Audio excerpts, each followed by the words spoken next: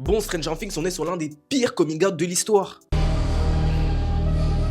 Will Byers, l'acteur, il joue comme de la merde et en plus d'être un sombre enfoiré dans la vraie vie, bah ça aide pas. Mais derrière son personnage, il était plutôt intéressant. En saison 1, c'était le petit garçon qu'on essayait de retrouver dans l'Upside Down et il y avait une intrigue plutôt cool. Dans la saison 2, il est de retour parmi nous et on apprend qu'il a une connexion avec le Flash de leur mental et ça c'est plutôt intéressant, l'intrigue elle continue et on aime ça. Après saison 3, c'est le gamin qui veut toujours jouer à Donjons et Dragons, qui veut pas vraiment grandir et on apprend qu'il développe petit à petit son côté gay. Puis il y a toujours la connexion avec le Flash de leur mental, ça bouge pas. Puis saison 4, début de l'acting catastrophe et heureusement qu'il est en retrait, mais de toute façon tout le groupe auquel il appartient, ils sont pas vraiment passionnants. Mais ils ont réussi à créer une dynamique entre Will et Mike où Will n'arrive pas à assumer ses sentiments mais l'exprime à travers un dessin. Et la manière dont il le fait, je vous jure, l'acteur il est catastrophique. Comment il met sa main devant sa bouche, on dirait il est constipé, on dirait il va lâcher un truc terrible. Et en plus de ça, l'autre idiot derrière il fait semblant de pas comprendre depuis tout ce temps. Et là, saison 5, on arrive sur l'une des meilleures évolutions de personnages en termes de power-up. On va pas se mentir, comment il envoyait les démons gorgons dans l'épisode 4, c'était plutôt agréable. Même Vecna il était choqué du gars et même encore dans le volume 2, il le refait pour sauver Max et Oli, mais bon, Vecna il lui a vite rappelé c'était qui le patron du game. Et là, on arrive au coming out qui est pour moi dans mon top 5 des pires scènes de la série honnêtement. Où déjà je trouve que la scène tire énormément en longueur pour rien, ça tire et ça tire sans arrêt pour derrière ne pas avoir un niveau émotionnel à la hauteur. Et je pense que c'est aussi dû au jeu de l'acteur parce que d'après moi il est pas vraiment poignant quand il fait son reveal. Et derrière les personnages, surtout Lucas, j'ai l'impression qu'il en a rien à foutre. Mais bref, vous l'aurez compris, Will dans Stranger Things c'est cool mais pas non plus extraordinaire à cause du jeu de l'acteur malheureusement. Et n'oublie pas, si t'es pas du même avec moi, c'est que t'aimes sûrement pas les noirs qui parlent de cinéma sur internet.